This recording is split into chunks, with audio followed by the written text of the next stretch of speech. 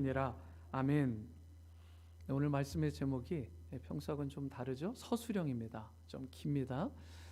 저를 한번 따라하시면서 마음에 좀 결단을 하시면 좋겠습니다. 이 성탄의 계절에 이제는 하나님께 무엇을 드릴까 생각해야 할 때입니다.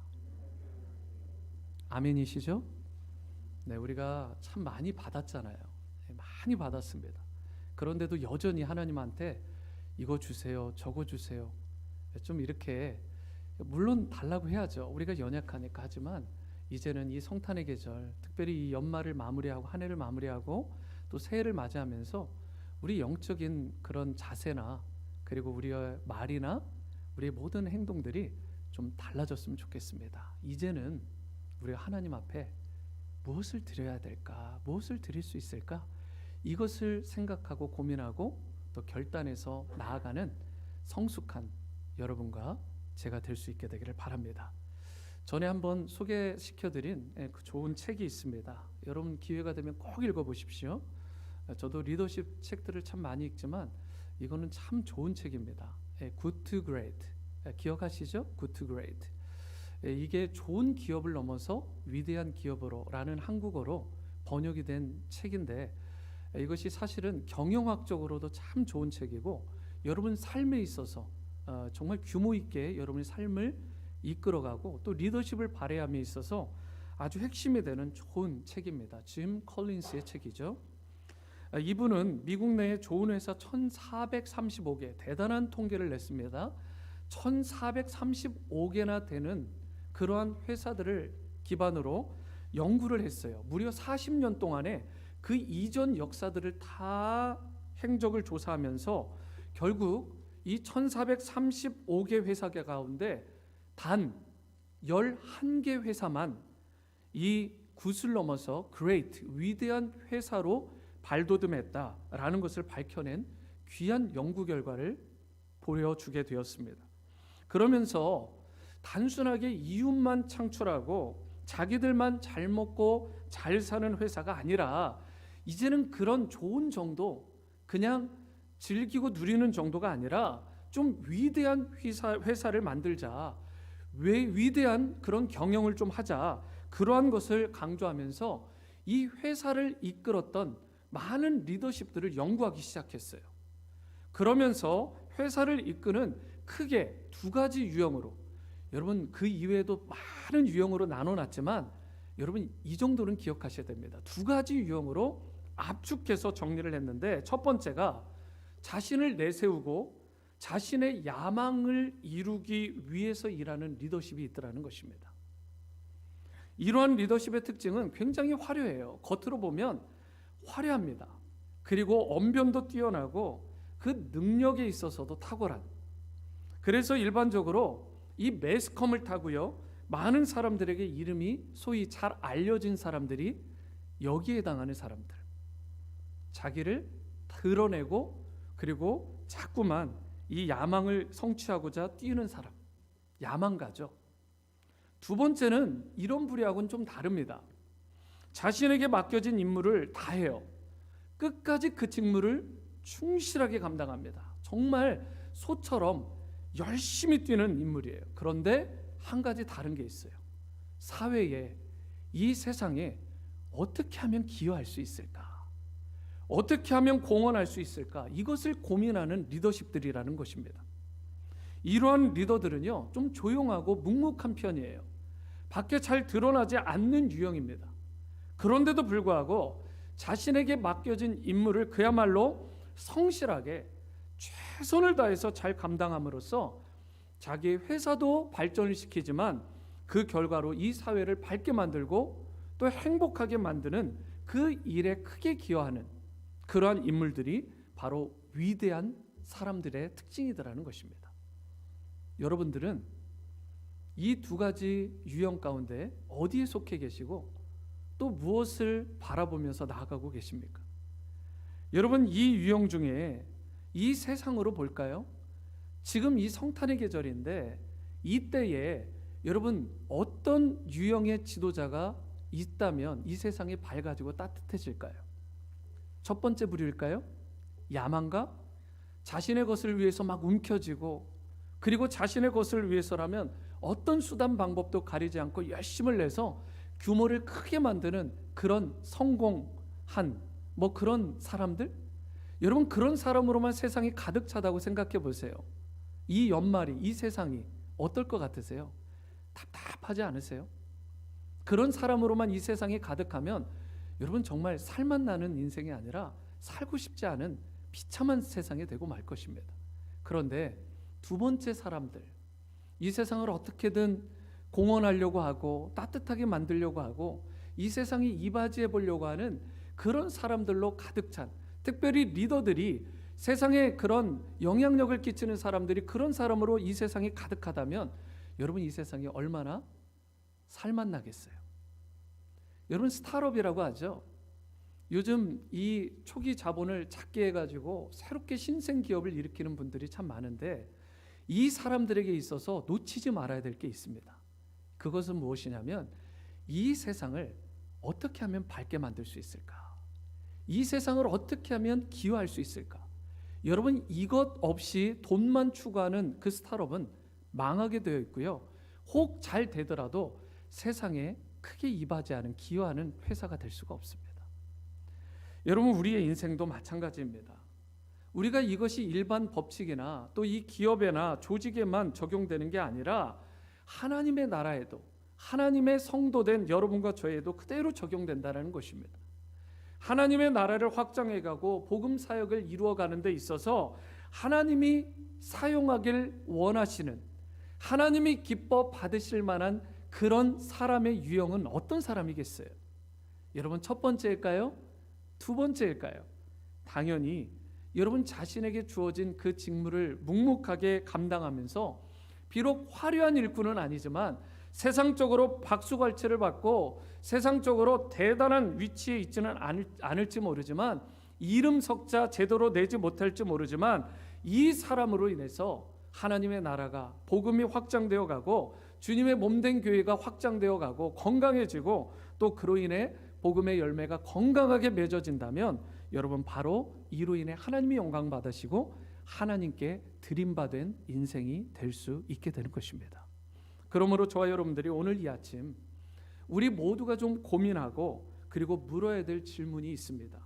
우리가 어떻게 하면 정말 참 겸손하면서 온유하면서도 하나님 나라를 계속해서 건강하게 세워가고 주님의 몸된 교회를 건강하게 세우는 일에, 확장하는 일에 우리가 이바지하고 쓰임받을 수 있을까?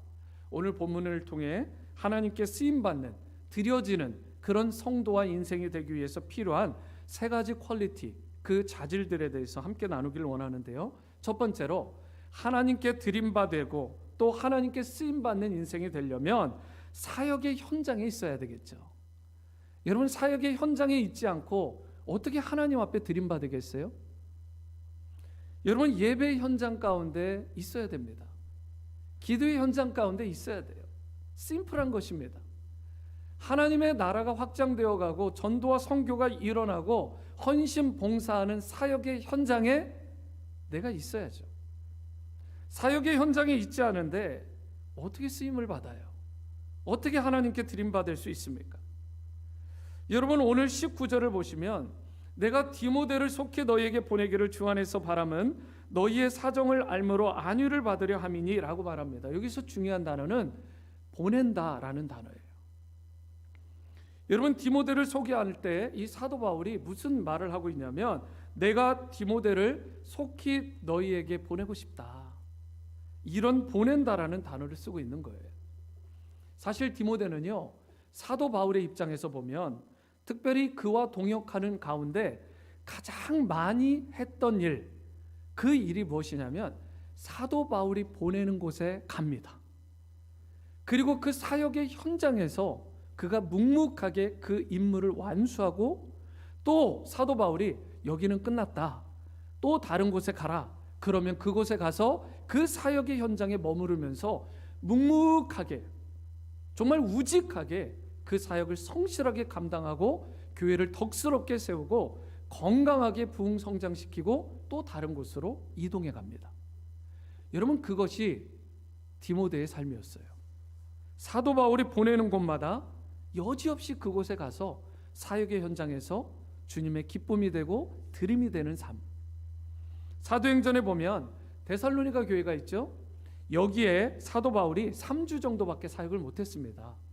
데살로니가 전서와 후서를 썼으니까 그래도 참 오래 그 교회에 사역했나 보다 그렇게 생각할지 모르지만 3년도 아니고 3개월도 아니고 겨우 3주 사도 바울이 머물렀어요. 놀라운 건 복음의 역사가 일어나기 시작하는데 정말 걷잡을 수 없이 그 복음의 영향력이 퍼지는 거예요. 많은 헬라인들이 돌아옵니다. 그리고 귀부인들이 돌아왔어요. 엄청난 인파가 돌아오고 교회가 한참 부흥하는 순간이었는데 그때 안타까운 건 그만 폭동이 일어났어요. 그래서 사도 바울이 어쩔 수 없이 그 부흥하던 사역들을 그대로 고스란히 내려놓고 나올 수밖에 없는, 철수할 수밖에 없는 안타까운 상황 가운데 있게 된 것입니다. 제가 얼마 전에 들은 이야기인데 지금 서울 온누리교회에 지금 파송된 선교사님들이 꽤 많습니다.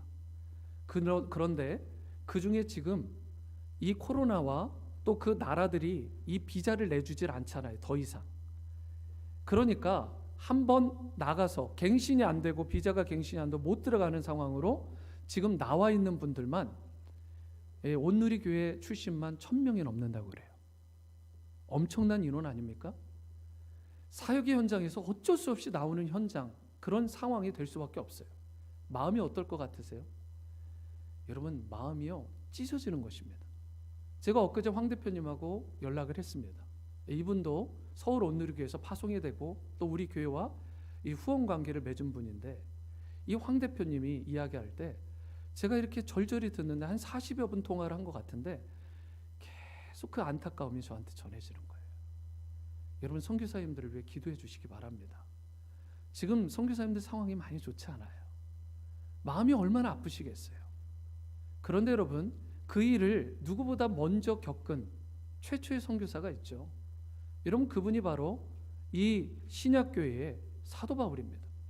사도 바울이 이방의 사도로 선교하고 전도하던 중에 자기가 잘 일구던 데살로니가 교회에서 쫓겨났어요. 마음이 너무 아파요. 그곳에 들어가고 싶은데 배척당하니까 들어갈 수도 없고 상황을 알 방법이 없고 격려할 방법도 없어요. 서신을 전해줄 방법도 없어요. 그때 그곳에 보냄 바 되어서 그곳에서 사역의 현장에 머무르면서 그 교인들을 일으키고 세워주고 격려하고 힘을 더한 사람이 바로 디모데입니다. 이 디모데는 보냄 바 되고 그리고 하나님의 그 일 가운데 그분의 마음을 시원하게 했던 참 좋은 사람이에요. 이것이 디모데입니다. 고린도 교회는 어땠을까요? 고린도 교회를 개척했습니다. 사도 바울이. 그런데 그 개척한 교회에서 배척을 당해요. 그리고 여러분, 개척한 교회에서 쫓겨납니다. 여러분, 이런 안타까운 상황이 있나요?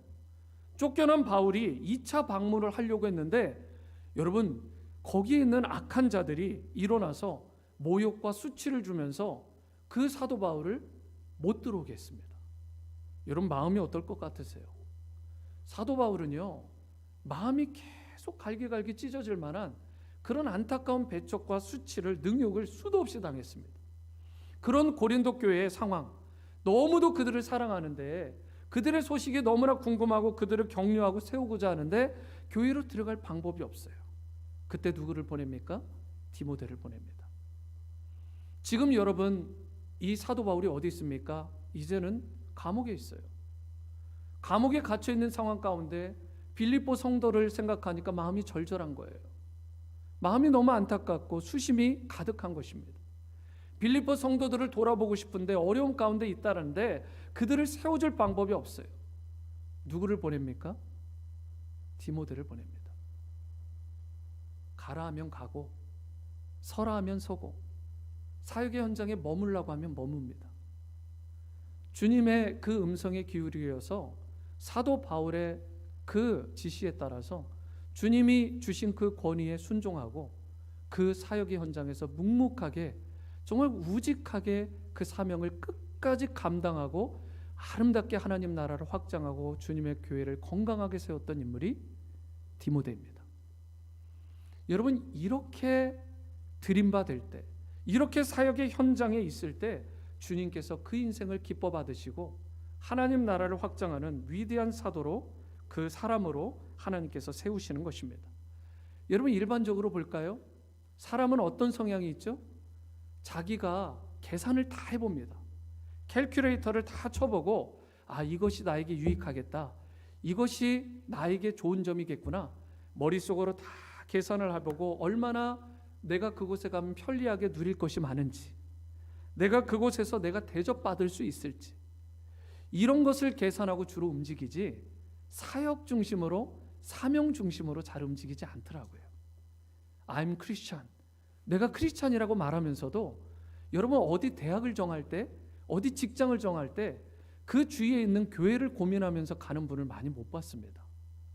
여러분, 예전 우리 신앙의 선배들은 철저히 교회 중심, 신앙 중심, 하나님 나라의 관점에서 자신의 사명들을 펼쳐나갔고, 자신들의 사역을 펼쳐나갔고, 자신의 직장까지도 거기에 맞춰서 하나님께 영광 돌리는 인생들이 많았습니다. 오늘날은 그런 사람들을 많이 못 보겠어요. 어디에 가고자 할 때 항상 자기중심적인 거 아니에요? 이기적인 거 아닙니까? 내 계산과 내 판단에 섰을 때 선별적으로 주님께서 너 여기 가라, 그러면 계산을 해봐요. 주님, 생각해보니까, 계산해보니까 괜찮네요. 그러고 가요. 그런데 너 이번에 여기 가라 했는데 계산해보니까, 눈에 보이고 당장 이렇게 손에 쥐어지는 거 보니까 전혀 나에게 이익이 될 것 같지 않아, 좋을 것 같지 않아요. 그러면 주님, 리젝트. 누가 지금 디시전 메이커예요? 내가 지금 이기적으로 모든 디시전을 하는 거예요. 주님께서 무언가를 말씀하실 때 가라 하면 가고 서라 하면 서는 게 아니라 내가 선별적으로 순종할 거 순종하고, 하기 싫으면 안 해버리는 거예요. 여러분, 그런 인생을 주님께서 쓸 수 있을까요? 요나가 그러다 망했잖아요. 여러분, 요나가 이 아수르의 중심지가 되는 니느웨에 보냄을 받습니다. 가라. 순종합니까? 아니요. 엉뚱한 다시스로 가요. 왜요? 꼴도 보기 싫은 거예요, 아수르 사람들이. 여러분, 이 아수르가 이스라엘을 괴롭힌 역사가 수백 년입니다. 그런데 그 지긋지긋한 나라에 하나님의 말씀을 전하라고요? 그들이 구원받고 하나님 나라 백성, 천국 백성 되는 거 꼴을 못 보겠습니다. 이를 바득바득 달면서 주님의 말씀에 불순종합니다. 선별적으로 순종한 거예요.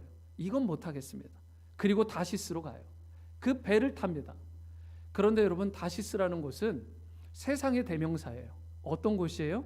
화려한 금광들이 있고, 거기에 귀금속이나 여러 가지 이 금속으로 재련한 그런 이 상업들이 굉장히 발달한 곳이었습니다.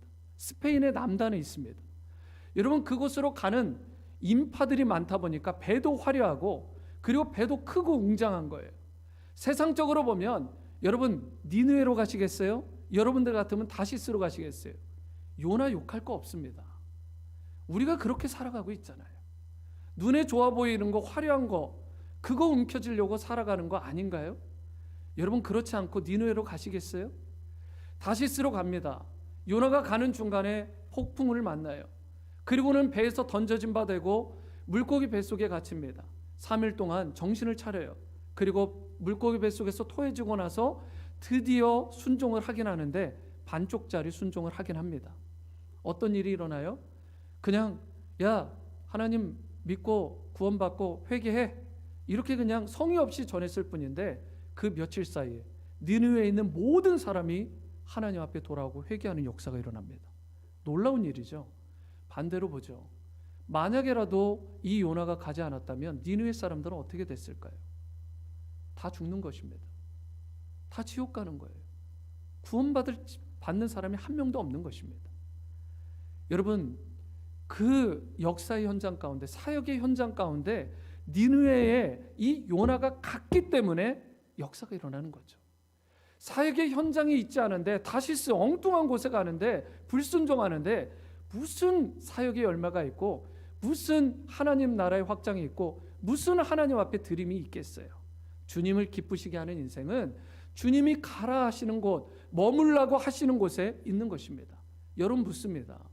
여러분 이곳 아이오와 시티에 머물러야 되는 이유를 발견하셨습니까? 하나님께서 이곳에 머물러라, 있어야 한다. 여러분 그게 있어야 되는 그 상황 가운데서 우리가 머물러야, 그리고 그 삶을 드려야 하나님 앞에 드림이 되고 기쁨이 되는 것입니다. 여러분 모든 것은 바로 주님의 관점에서 순종함으로 열매를 맺어야 되는 거예요. 있으라 하면 있는 것이고 가라 하면 가는 것이지 우리가 우리 삶의 주인공이 아닌 것입니다. 사랑하는 성도 여러분 우리의 문제는 이 요나와 같은 심보가 있다라는 거예요. 눈에 좋아 보이는 다시스, 눈에 좋아 보이는 화려한 세상을 쫓아가는 인생이 혹시 우리가 아닌가? 나는 가고 싶지 않은데 주님 계속 가라고 하시니까, 주님 머물라고 하시는데 주님 계속 나는 머물고 싶지 않은데 계속 머물라고 하니까 어쩔 수 없이 있는 거. 여러분 이것은 좋은 사역의 열매, 주님 앞에 드린 인생 결코 될 수가 없는 것입니다.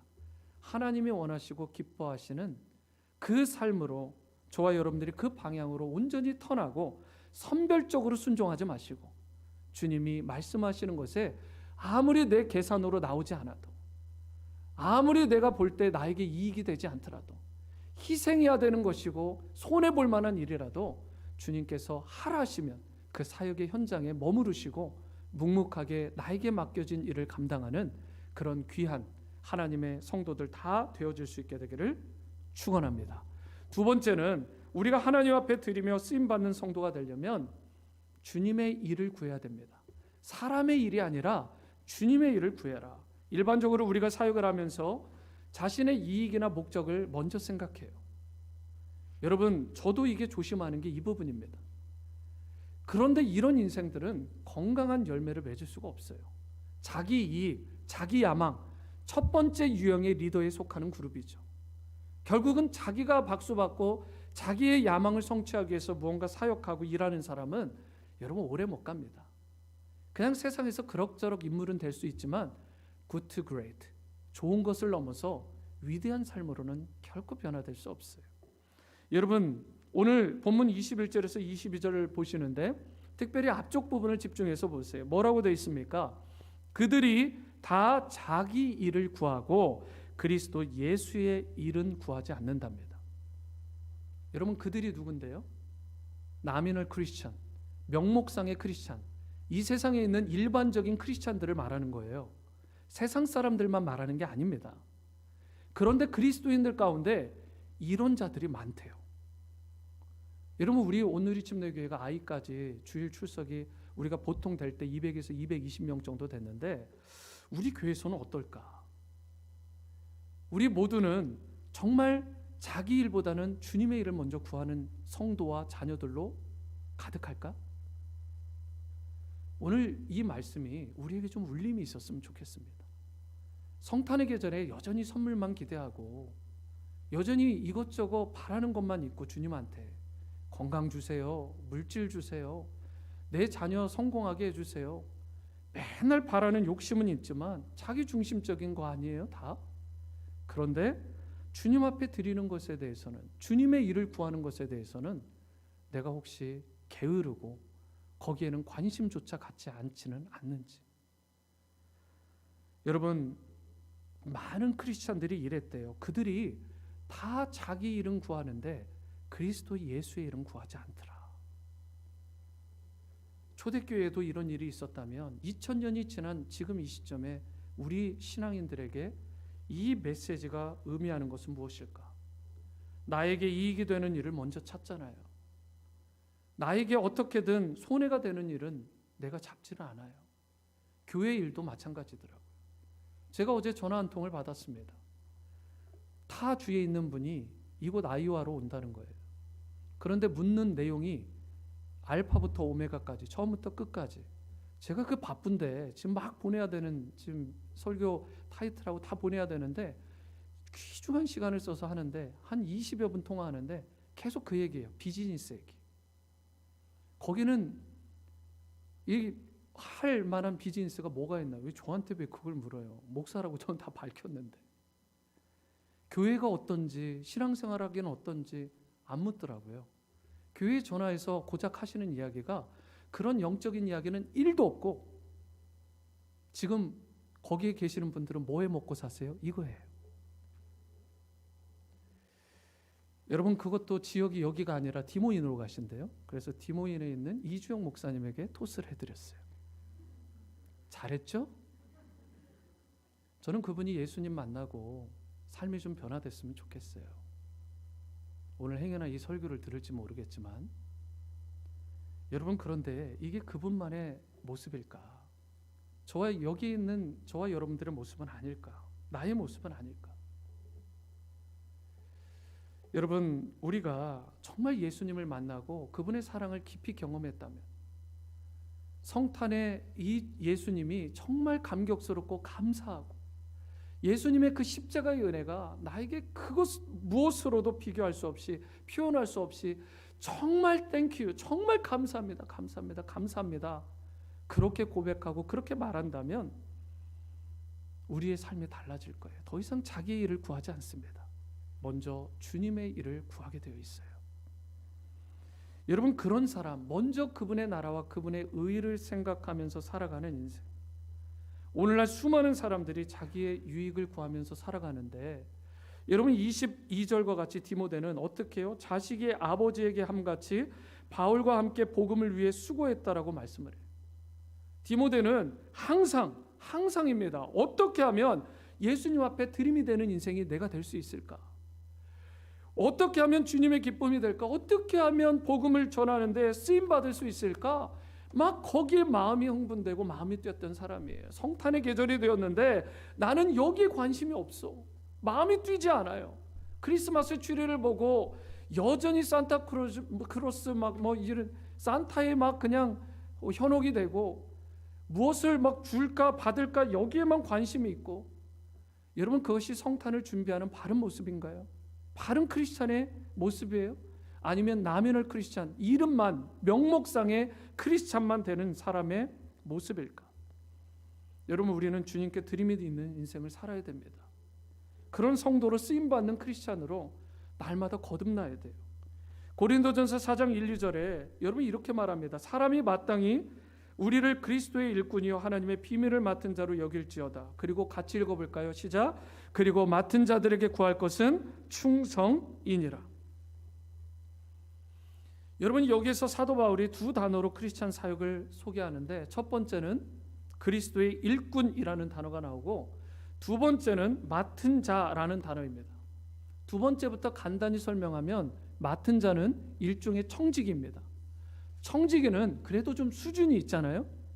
청지기는 주인 바로 아래가 될 가능성이 높습니다. 주인이 다 맡긴 거예요. 그러니까 이 맡은 자 두 번째 부류는 좀 수준이 있어요. 그런데 첫 번째, 그리스도의 일꾼이라고 쓰여진 이 단어는 헬라어로 휘페레테스입니다. 휘페레테스. 그런데 휘페레테스는 앞에 접두사가 붙은 거예요. 휘포라는 단어인데, 이 휘포는 영어로 언더에 해당합니다. 무엇 아래, 무엇 밑에. 여러분, 예전에 큰 배들이 있잖아요. 다시스로 가는 요나의 배도 마찬가지입니다. 누가 그 배를 졌죠? 노예들이 져요. 배의 가장 밑바닥 언더에 들어가서, 밑창에 들어가서 빛도 햇빛도 제대로 들어가지 못하고 사슬에 매어가지고요, 종일토록 이 짓만 하는 거예요. 심지어 배 선주나 선장이나 누구도 이 사람이 심지어 어떤 상황에 있는지도 관심도 없어요. 그런데 그 자리에서 노를 젓는 거예요. 이게 휘페레테스입니다. 이 노예들을 부를 때 하던 말이에요. 그런데 오늘 뭐라고 해요? 그리스도의 일꾼에 두 가지가 있는데, 바로 이 휘페레테스와 같은 일꾼, 나는 그래도 괜찮다. 내가 메인바 되어서 심지어 노를 젓고 아무도 몰라주고 아무도 박수갈채도 보내주지 않고 아무도 관심 없어도 it's okay. 하나님만 알아주시면, 내가 노를 저음으로 이 배가, 이 믿음의 항해가 계속되어서 그리스도의 이 나라가 확장되고 주님의 몸된 교회가 성장해 갈 수 있다면 it's okay. 나는 누가 알아주지 않아도 나에게 맡겨진 이 일, 노 젓는 일을 묵묵하게 감당하겠다. 휘페레테스.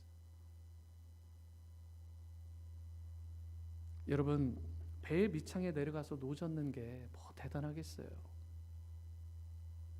여러분, 누가 그렇게 하고 싶겠어요? 그런데 교회에는 이런 일이 필요하다고요. 누구도 안 하려고 하는 그 일을 누군가는 해야 됩니다. 여성교 회장 지금 한 명을 못 뽑아가지고 지금 몇 달이 가고 있어요. 여러분, 교회 사역 가운데 펑크난 부분들이 한두 곳이 있습니다. 누구도 나서지 않으면 어떻게 될까요? 배는 항해하지 못합니다. 믿음의 진보를 이룰 수 없어요. 누구도 알아주지 않지만 휘페레트스, 그 배에 노를 젓는 노예와 같은 사람이 되더라도 I'm okay. 내가 비록 힘들지만, 내 육신은 고단하지만, 남들은 안 하려고 할지 모르지만 주님께서 나를 감동하심으로 내가 쓰임받을 수 있다면, 그것으로 내가 드림받을 수 있다면 나는 감사하다. 그것으로 됐다. 휘페레테스. 여러분, 묻고 싶습니다. 정말 아무도 알아주지 않아도, 정말 여러분들에게 박수와 영광을 주지 않아도, 여러분 주님께서 맡겨주신 일이라면 그 임무를 여러분 충실하게 감당할 의사가 지금 있으십니까? 여러분, 나 때문에 하나님의 복음의 진보가 일어나고, 그리고 교회가 건강하게 성장할 수만 있다면, 그것 때문에 주님께 드린 바가 될 수 있다면, 주님의 기쁨이 될 수만 있다면, 나는 정말 종이 되어도 괜찮다. 둘로스가 되고 휘페레테스가 되어도 괜찮다. I'm okay. 여러분, 이런 부류가 두 번째 유형의 리더의 모습입니다. 저는 여러분과 제가, 우리 온누리 침례교회가 제대로 부흥하고 제대로 성장하고 제대로 건강해지려면, 여러분 자신을 과시하고 드러내고 야망가가 많은 교회가 아니라 이런 휘페레테스로 충만한 저부터가, 여러분부터가 그런 휘페레테스의 정신으로, 누가 박수쳐주고 누가 알아주지 않아도 그 맡겨진 일들을 감사하며 주님께 드림받은 인생으로 쓰임받는 그런 놀라운 은혜가, 또 이것이 우리 다음 세대 자녀들에게 그대로 흘러가는 역사가 있게 되기를 주님의 이름으로 축원합니다. 세 번째이자 마지막은, 우리가 하나님께 쓰임받는 성도가 되려면 저를 따라해 보시죠. 자신의 전부를 드려야 합니다. 여러분, 찬양 가운데 나의 생명을 드리니 주 영광 위하여 사용하옵소서. 여러분, 몇 번이나 부르신 것 같으세요? 저는 아마 100번도 더 부른 것 같아요. 그런데 거기서 생명은 내 전부를 말하는 거 아니에요? 그렇게 고백했는데, 그렇게 헌신하고 그렇게 결단했는데, 여전히 정말 나를 내어드리고 있나요? 주님은 나를 위해 자신을 다 내어주셨는데, 물 한 방울 피 한 방울까지 다 쏟으셨는데, 이 성탄의 계절에 말도 안 되는 그 창조자 되신 주님께서 이 낮은 천한 이 땅 가운데 성육신하셔서 나 하나 살리시겠다고, 나 하나 구원하시겠다고 온몸 찢기시고 상하시고 피를 뚝뚝 흘리시면서도 마지막까지 우리에게 우리의 죄를 돌리지 않으시고 용서하시고 구원하셨던 그 사랑의 주님을 제대로 아는 크리스찬이라면, 우리 이제 나의 생명을 드리니, 나의 전부를 드리니 주 영광 위에 사용하옵소서. 여러분, 그렇게 헌신하고 결단할 수 있어야 되는 거 아니겠습니까? 적당히 이것은 괜찮고, 주님 이건 아닙니다, 이건 내 거예요, 내 거. 그리고 나머지 요만큼 주님 받으세요. 여러분이 이런 모습으로 주님께 쓰임 받을 수 있을까요? 주님께 드림 받을 수가 있을까요? 여러분, 결코 주님의 기쁨이 될 수가 없습니다. 드릴 때 다 드려야 되죠. 내 생명도 드리고, 내 물질도 드리고, 그리고 나의 시간과 현재와 미래와 나의 심지어 자녀들까지도 다 주님 앞에 드려야죠. 세상 성공이 아니라 하나님의 사람으로 세워야죠. 여러분, 이 지금 에바 브로디더가 병들었습니다. 죽게 되었어요. 그랬다가 회복이 되었습니다. 죽게 된 상황 가운데 있으니까 마음이 얼마나 어렵겠어요. 에바브로디도는 사도 바울을 도우려고 왔어요. 감옥에 갇힌 사도 바울을 수종들러 왔는데 자기가 병들어 버렸어요. 그러니까 오히려 수종들려고 하다가 섬기려고 하다가 사도 바울의 도움을 받고 섬김을 받아야 되는 이상한 상황이 되니까 마음이 너무 무거운 거예요. 더 안타까운 건 자기를 지금 파송받은 바된 이 빌립보 성도들의 애티튜드입니다. 그들에게 소문이 났어요. 그런데 그 중에 삐딱한 사람들이 있을 거 아닙니까? 꼭 그런 몇 명이 물을 흐려놓잖아요. 빌립보 교회 성도들이 다 좋아요. 그런데 몇 명이 어떤 얘기를 하느냐? 야, 내가 그러지 않았냐? 에바브로 그렇게 잘난 체 하더니 가지 마라고 했는데 기어코 가더니 가서 병이 나왔고 오히려 사도 바울의 짐이나 되는구나. 아이고 꼬습다. 아이고 잘됐다. 손가락질하고 비아냥거리고. 여러분, 오늘날 교회를 보면서 우리가 그러는 거 아니에요? 그렇게 모이지 말라고 했더니 뭐 그렇게 하지 말라고 했더니 나 봐라, 나 교회 안 가고 이렇게 편하게 있으니까 뭐 병도 안 걸리고, 그런데 교회 맨날 뭐 그런 소식 들리고 그런 거 아니냐? 비아냥거리는 사람들. 여러분, 그게 크리스찬이라고 말할 수 있어요? 주님의 교회가 지금 어려운 가운데 있는데 에바브로디도가 하나님을 섬기기 위해서 사도 바울을 섬기러 갔는데 자기는 섬기러 간 게 아니잖아요. 최상의 예배를 드리겠다고 하나님께 모인 자들이 모여서 혹 어려움 당할 수 있죠. 하나님의 일을 하겠다고 선교의 일로, 목회의 일로 각자의 현장에서 평신도로서 사명 충실히 감당하다가 병들 수 있죠. 하지만 그것이 비아냥거리고 손가락질 받고 비판받을 일인가요? 그런 인생이 됐다면 혹시라도 올 한 해 그런 인생으로 내 입술이 쓰였고 내 생각이 쓰였다면 회개하셔야 됩니다. 에바브로디도를 비아냥거리고 손가락질하고 그에게 정말 비판했던 많은 사람들이 빌립보 교회에 있으면서 에바브로디와 바울에게 근심거리가 되었다라고 말하고 있는 거예요. 주님의 교회가 어려워지면, 성도가 어려워지면 같이 아파야죠. 제가 중간에 말했죠. 우리는 영적인 가족입니다. 가족이 아파지는데, 가족이 고통 가운데 있는데 도와줄 줄 못할 망정 에바브로도에게 그 가슴을 후벼 파는 말을 굳이 해야 되겠냐고요. 여러분, 올 한 해를 마무리하면서 회개합시다. 내 말로, 생각으로, 입술로 내가 지은 죄 정말 많지 않으세요? 박 목사가 어떻고, 김 집사가 어떻고, 누구누구 성도가 어떻고, 청년부를 보니 이렇고 저렇고, 궁시렁. 여러분, 그런 인생이 어떻게 주님 앞에 드림받으겠어요? 여러분, 그때 나온 말이 26절 27절이에요 같이 한번 읽어봅니다. 시작. 그가 너희 무리를 간절히 사모하고 자기가 병든 것을 너희가 들은 줄을 알고 심히 근심한지라. 그가 병들어 죽게 되었으나 하나님이 그를 긍휼히 여기셨고 그뿐 아니라 또 나를 긍휼히 여기사 내 근심 위에 근심을 면하게 했다. 다행히 병이 나았어요. 에바브로디도가 병들었는데 낫지 않았다면 큰 위기가 있을 뻔한 빌립보 교회입니다. 다행히 낫어요. 주님의 은혜로. 여러분, 주님은 지금도 역사하십니다. 그리고 그러한 에바브로디도를 사도 바울이 특별히 빌립보로 다시 보내겠다. 그것을 잠재우기 위해서 그 비판하고 이상한 무리들 좀 제거하고 좀 다시 교회를 건강하게 하나님께 온전히 드림받은 교회와 성도로 삼기 위해서 여러분 그 일을 하는 거예요. 그러면서 그들에게 뭐라고 해요? 그를, 에바브로디도를 존귀 여겨라. 그가 좋은 지도력을 발휘할 수 있도록 끝까지 그에게 힘을 실어달라. 그를 잘 영접하라라고 말씀하고 있는 거예요. 여러분, 이 말을 전하기 위해서 사실은 쓴 것이 빌립보서예요. 빌립보서의 시작, 그 계기, 동기, 목적, 이게 바로 이 일을 알리면서 그를 잘 영접하라, 이 말 하려고 사실은 서신서를 쓴 거예요. 그 정도로 중요한 내용입니다. 여러분, 얼마나 배려가 많은 바울이에요. 따뜻하잖아요. 여러분, 하나님의 사람은 따뜻해야 됩니다. 이런 사람을 존귀 여기라고 특별히 조언까지 하잖아요. 그 이유가 뭐예요? 30절 마지막으로 같이 읽습니다. 시작. 그가 그리스도의 일을 위하여 죽기에 이르러도 자기의 목숨을 돌보지 아니한 것은 나를 섬기는 너희의 일에 부족함을 채우게 하려 함이라.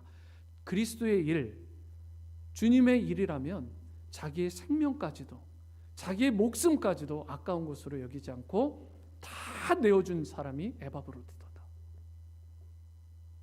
저를 포함해서 이런 사람을 오늘날 세상 가운데 얼마나 만나볼 수 있을까요? 예수 그리스도의 일을 위해서라면 죽기에 이르러서도 자기 목숨을 돌보지 않고 희생하고 헌신하고 섬길 줄 알았던 드림받은 인물, 그가 바로 에바브로디도입니다. 여러분, 그런데 가만 생각해 보세요. 우리가 드린다 하니까 참 대단한 걸 주님 앞에 드리는가 보다 생각할지 모르지만, 생색낼지 모르지만 천만의 말씀입니다. 하나님이 여러분과 저를 위해 주신 것은 어떤 건가요? 우리가 드리는 거 그분이 주신 것에 비하면 아무것도 아닙니다. 하나님은 2000년 전 단 하나밖에 없는 예수님을, 독자의 예수님을 여러분과 저를 위해, 나를 위해 내어주셨다고요. 그게 성탄이에요. 하나님이 인간의 몸을 입고 온다? 여러분, 이게 말이 된다고 생각하세요? 말이 안 되잖아요. 그리고 십자가에 못 박는다? 자기의 독자를? 차라리 자기가 어떻게 되면 됐지, 여러분, 자식이 고통받는다, 독자가 고통받는다, 여러분, 이 아픔이 얼마나 아프고 얼마나 견디기 힘든 것인지 부모된 분들은 아시잖아요. 차라리 내가 죽고 말지. 그 아들 예수님을 십자가에 처형당하게까지 내어주셨어요. 이게 하나님의 사랑입니다. 주님은 다 내어주셨어요. 자신보다 더 사랑했던 독자 예수님을 기꺼이 나를 위해, 여러분과 저를 위해, 우리를 위해 옥합처럼 깨뜨려 주셨다고요. 그런데 여러분, 우리는 얼마나 그 하나님을 위해서 드리며 살아가고 있는지, 사랑하는 성도 여러분, 이제 좀 점검해 보죠. 이제는 야말로 우리가 하나님 앞에 무엇을 드릴까를 고민해 볼 때입니다. 특별히 이 성탄의 계절에 받기보다 드려야 되는 때예요. 비록 나의 영광은 없을지라도, 나의 이름은 드러나지 않을지라도 하나님 앞에 감격함으로 최상의 것을 기꺼이 내어드리는 그런 성도와 청년의 삶을 살 수 있게 되기를 바랍니다. 그리하여 생명의 열매를 풍성히 맺고 주님의 기쁨이 되고 하나님께 최고의 영광을 돌리며 살아가는, 주님께 드림받고 기쁨이 되는 여러분과 저의 삶이 될 수 있게 되기를 이 성탄의 계절 주님의 이름으로 축원합니다. 이 시간 다 함께 방금 전 제가 고백했던 찬양이죠. 나의 모습, 나의 소유, 주님 앞에 드립니다. 이 찬양으로 하나님께 나갑니다.